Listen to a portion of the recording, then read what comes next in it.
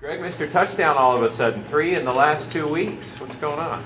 I'm just trying to make plays. That's what we have to do as an offense. So I'm just trying to do that all season. I gave you an extra one there, but I was thinking about, it had been a while since you found the end zone. Then you got those 2 at the end of the Utah game, and then you thought you might have to play some QB this week. Has it been a little wild ride for you? Well, do anything the coach asks me to do. Special teams, offense. If they want to play defense, I can do that too. Do anything that the coaches want. Just anything to help the team out. Where do you want to play on defense? Oh, I was just saying, just in general, wherever the team needs me. How much of the offense do you still know from a quarterback perspective? Like if you had to go into the game and run some plays, I totally understand the whole offense. Yeah. Completely. All right. So you wouldn't feel uncomfortable at all? No, sir. What's been the hardest part of this for you these first 3 games? Well, of course, the losing. It's not what we expected. As a team, how hard we trained all summer. In camp, we expected to win. It didn't fall our way, but we're not down in spirit. We all know that we still have our goals set out in front of us, and we got this focus on Southern Utah this week and go 1-0. But the losing part has been really upsetting. Kind of along those same lines, it's been a rough start, obviously. You guys had your first home game this week, and I'm sure there's a lot of energy and emphasis about getting off to a fast start. The way the season's gone, that first score from Nebraska happened so quick. What was the response on the sideline from you guys when that happened? Was there any of the, oh, here we go again moments, or was it refocus, or what was your mindset like? Everybody stayed positive. We just had to respond as an offense. Offense understood what we had to do.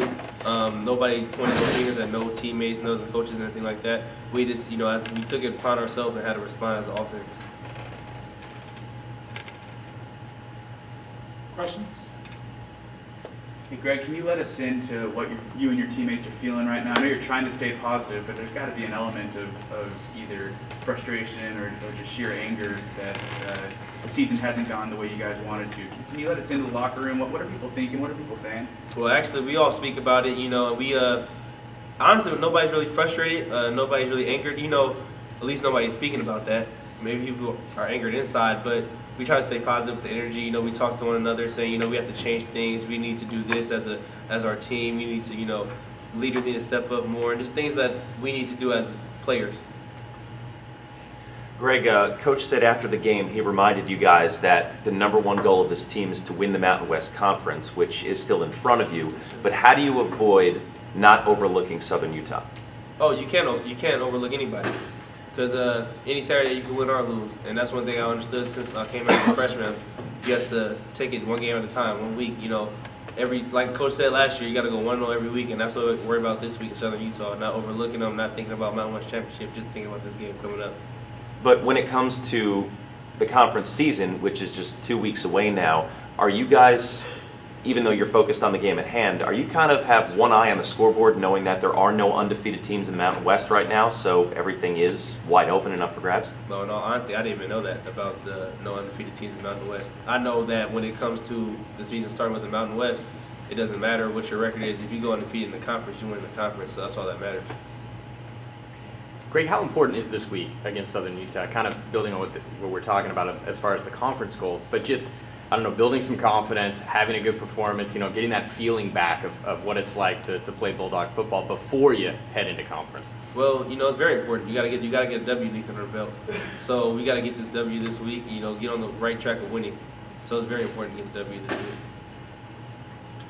I'm not asking you to pick one or critique the competition at quarterback, but just from a receiver perspective, what you've had to work with the last couple of years, there's never any doubt who the quarterback was.